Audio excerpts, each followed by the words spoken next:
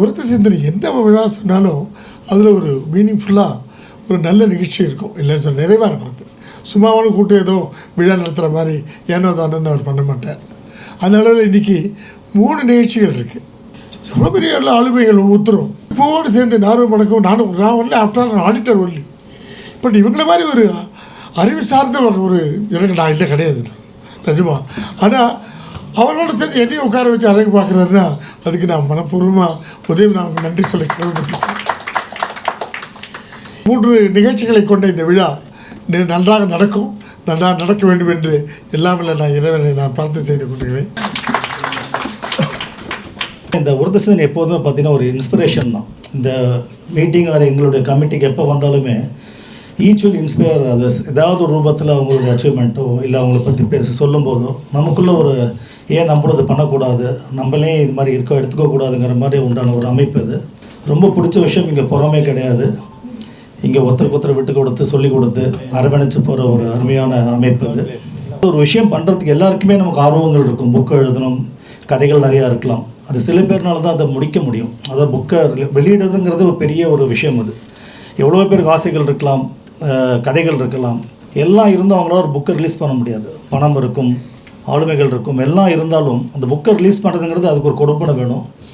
அந்த விதத்தில் நம்ம எதுக்கெல்லாம் ஒரு இந்த நாள் வரும்னு வெயிட் பண்ணாமல் கண்டிப்பாக இதை நினச்சி எழுத முடியும். அன்னன்னைக்கு எழுதி வச்சுருந்தா தான் இதெல்லாம் எழுத முடியும். அன்னன்னைக்கு ஊருக்கு திரும்பி வந்ததுக்கப்புறம் அதை ஞாபகப்படுத்தி எழுத முடியுமானா சாத்தியம் கிடையாது. ஸோ அன்னன்னைக்கு போகிறது டூர் மட்டும் போகாமல் அப்பயே நினச்சிருக்கணும் அவங்க இதை ஒரு புக்காக கொண்டு வரணுங்கிறது ஒரு மைண்டில் இருந்திருக்கலாம். அதனால தான் அங்கேயே small beginning with incremental improvement அதில் சஸ்டெயின் பண்ணி அதை கொண்டு வரணுங்கிறது ஒரு பெரிய விஷயம். அதை கண்டிப்பாக அதை நினைவாக்கி அதை வெளியிட்டவருக்கு பத்மினி பட்டாபுரன் வாழ்த்துக்கள்.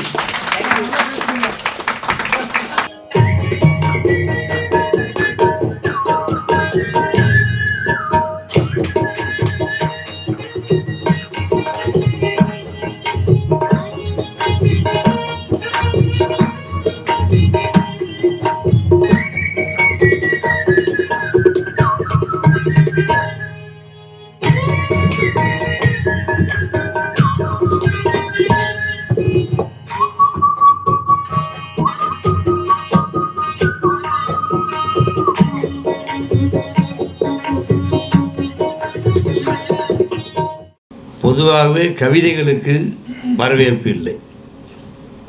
அந்த கவிதைகளுக்குள்ளும் மரபு கவிதைகளுக்கு வரவேற்பு இல்லை. அந்த மரபு கவிதைகளுக்குள்ளும் வெண்பா என்று சொன்னால் வருவதில்லை. ஆனால் வெண்பாவுக்கு போட்டி வைத்து பரிசு கொடுத்து என் தமிழை வளர்க்க ஊக்குவிக்கிறவர்களை திருப்பூர் கிருஷ்ணன், உதயராம் போன்றவர்களெல்லாம் நான் வாழ்த்தவில்லை, வணங்குகிறேன். மொழிகளில் உயர்ந்தது தமிழ், கலைகளில் உயர்ந்தது கவிதை. தமிழ் கவிதை இரண்டிலும் சேர்ந்திருக்கிற போது உயர்ந்தது. அந்த தமிழ் கவிதை என்ற உச்சம் என்பது மரபு, மரபின் உச்சம் என்பது வெண்பா, வெண்பாவின் உச்சம் என்பது கூட பற்றுடை வெண்பா என்று சொல்லுவோம். அப்படி உச்சப்பட்ட ஒரு மகிழ்ச்சியை அதிலே போட்டிகள் வைத்து மாதந்தோறும் 2 கவிதைகளுக்கு பரிசும் ஆண்டு விழாவிற்கு வெண்பா வேந்தர்களுடைய விருதும் தந்து செய்கிற இந்த பணிதான் உண்மையான ஒரு தமிழ் தொண்டு.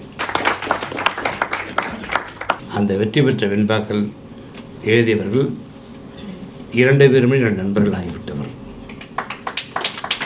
ஆற்காடு துரைமூர்த்தி, ஓசூரிலிருந்து கருமலை தமிழாளர். கருமலை தமிழன் மிகச்சிறந்த ஒரு கவிஞர், முழுக்க மரபை மீறாதவர். இன்னாதான் வெண்பாவை எழுதிய வச்சாலும் சொன்னாதான் புரிது சோக்கா. இன்னாப்பா அண்ணாத்த நீ சொல்ல எல்லாமே சத்தான இன்னா நான் சொல்கிறத சொல்லு. முழுக்க இலக்கணம். ஐ கேன் சேலஞ்ச் ட்ரெயின்படி முழுக்க இலக்கணம். வெண்பா இருக்கிறது, கவிதை இல்லை. அழகான ஒரு சிலை இருக்கிறது, அழகான ஒரு வடிவம் இருக்கிறது, ஆன்மா இல்லை. ஆன்மா இருக்கிற போது தான் அது கவிதை. முதலிடம் துரைமூர்த்தி என்ன வருது, தேர்ந்தரம். அனல் காற்று வீசும், அடிமண்ணும் தீக்கும், புனல் வற்றும், புல் பூண்டும் பொய்க்கும், மனம் வாட்டும் அல்லது வாடும், ஆடை சுடும், ஆனாலும் இதுவரையில் செய்தி. ஆனாலும் அன்னை மொழி அன்பு அழைப்பால் கோடையில் கொஞ்சம் குளிர். எவ்வளோதான் இருக்கட்டும், என்ற தமிழை நினைத்தால் கோடைகளும் எனக்கு பாவேந்தர் சொன்னது போல் கோடைகளும் எனக்கு இளைப்பாறுகிற நிழலாக இருக்கிறது. மிக ஒரு அருமையான ஒரு சிந்தனை,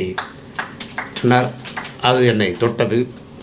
அதே போல் நம்முடைய கருமலை தமிழனுடைய கவிதை, உண்ணாது உழைத்தே உயர்பொருள் சேர்த்தவர்க்கோ உண்ண இயலா உடல் நோய்கள் மண்ணில் திட உடல் ஒன்றே திருவாம், அதனால் உடல்நலம் காப்போம் உவந்து. இது ஒரு செய்தி பெற்றவர்களுடைய செய்தி.